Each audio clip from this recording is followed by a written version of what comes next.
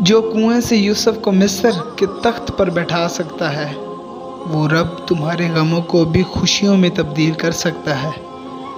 भरोसा रखो। इंसान दोनों मामूलात में बेबस है। दुख से भाग नहीं सकता, खुशी को खरीद नहीं सकता।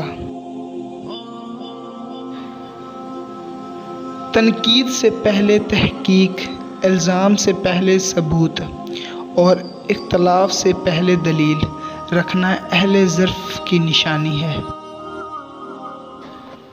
मुझे उन लोगों की कोई परवाह नहीं जो मेरे दुश्मन हैं, बल्कि मोहब्बत उन लोगों से रखता हूँ जो मेरे साथ होते हुए भी दिल में बुग़्ज़ और नफ़रत रखते हैं।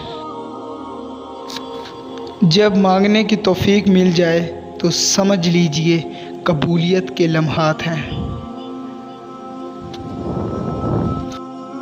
हज़रत अली का फरमान है, औरत के 5 हकूक़ पूरे करोगे तो घर जन्नत बन जाएगा।